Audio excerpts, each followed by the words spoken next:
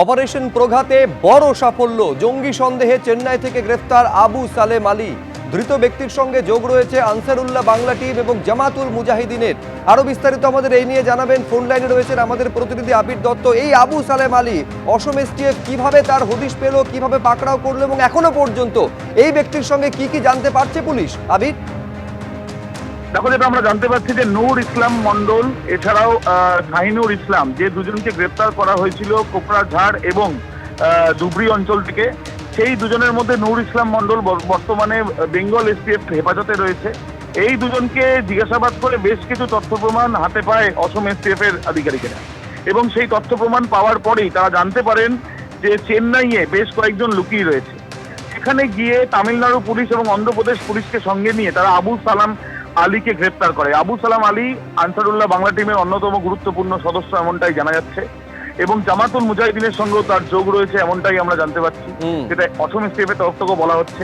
তার সঙ্গে অন্য আর কারা রয়েছে সেটাও খতিয়ে দেখা হচ্ছে। একটা বিষয় স্পষ্ট যে সারা ভারতের, বিশেষ করে দক্ষিণ ভারতে গিয়ে তারা লুকিয়ে থাকার একটা প্রয়াস তারা চালিয়েছে। কারণ শাহজাদির ক্ষেত্রে আমরা দেখেছি কেরল থেকে অ্যারেস্ট হয়েছে, এবং এই ক্ষেত্রে দেখা যাচ্ছে যে তামিলনাড়ু থেকে অ্যারেস্ট হয়েছে। অর্থাৎ তুমি বুঝতেই পারছো যে এই চক্রে আর কারা কারা রয়েছে বা এই জঙ্গি গোষ্ঠীর সঙ্গে যারা সদস্য তারা কোথায়, সেই খোঁজই করা হচ্ছে অপারেশন প্রঘাতের মাধ্যমে, এমনটাই জানাচ্ছেন আসাম পুলিশের আধিকারিকরা। ধন্যবাদ আবির। শহরের নারী নিরাপত্তার ছবিটা বেআব্রু করে দিয়েছে নিউ টাউনে নাবালিকাকে খুন এবং ধর্ষণের ঘটনা। তারপর অবশ্য টনক নড়েছে পুলিশের। এই যে ছবি আপনারা দেখতে পাচ্ছেন, সিসিটিভি ইনস্টল করা হচ্ছে বিভিন্ন জায়গায়, এরকমভাবেই সিসিটিভি ক্যামেরা বসানো হয়েছে। নিউ টাউন থানার পক্ষ থেকে আপাতত এই ক্যামেরাগুলি বসানো হয়েছে।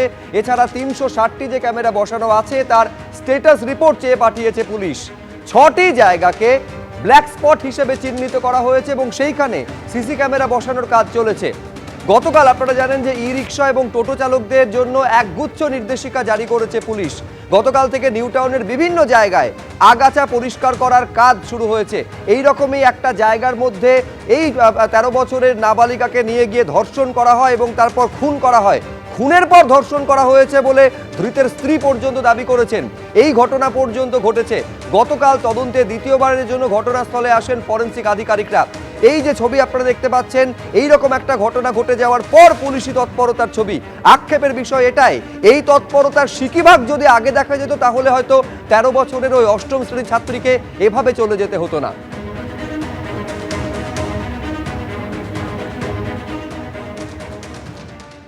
নিউ টাউনে নাবালিকাকে ধর্ষণ ও খুনের ঘটনা এবং তার পরবর্তীকালে টনক নড়ল পুলিশ প্রশাসনের। এবং যে বিষয়ে জানা যাচ্ছে যে এই ঘটনার যে তদন্ত হচ্ছে, সেই তদন্তের পাশাপাশি গোটা যে নিউ টাউন এলাকা, যারা নিউ টাউন থানার অধীনে পড়ে বা এই সমস্ত যে জায়গাগুলো রয়েছে, সেই জায়গায় কোন কোন জায়গায় ব্ল্যাক স্পট রয়েছে, সেই রকম ব্ল্যাক স্পট চিহ্নিতকরণের কাজ কিন্তু ইতিমধ্যে পুলিশের তরফ থেকে করা হয়েছে।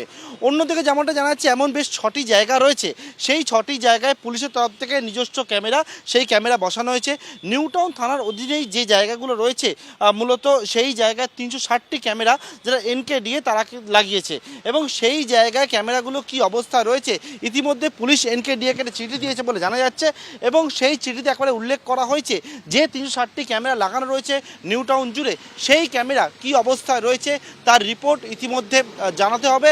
অন্যদিকে সিদ্ধান্ত হয়েছে যেটা, সেটা জানতে পারছি না, পুলিশের তরফ থেকে NKDA কে চিঠি দিয়ে বলা হয়েছে আগামী দিনেও প্রত্যেক 15 দিন ছাড়া ছাড়া থানাকে জানাতে হবে তাদের যে ক্যামেরা ইনস্টল করা হয়েছে নিউ টাউন চত্বরে, সেই ক্যামেরা কি অবস্থায় রয়েছে তার স্ট্যাটাস রিপোর্ট কিন্তু পুলিশকে দিতে হবে, তেমনটাই কিন্তু জানানো হয়েছে এই চিঠিতে, তেমনটাই জানতে পারছি। অর্থাৎ নিউ টাউনে যে ঘটনা ঘটলো, সেই ঘটনার পর নিরাপত্তা ব্যবস্থায় কোন কোন জায়গায় ফাঁক ফোকর রয়েছে সেই দিকে জোর দেওয়া হয়েছে পুলিশ প্রশাসনের তরফ থেকে। ক্যামেরায় পার্থপ্রতিম রায়ের সঙ্গে রঞ্জিত সাহু ও পার্থপ্রতিম ঘোষ, এবিপি আনন্দ।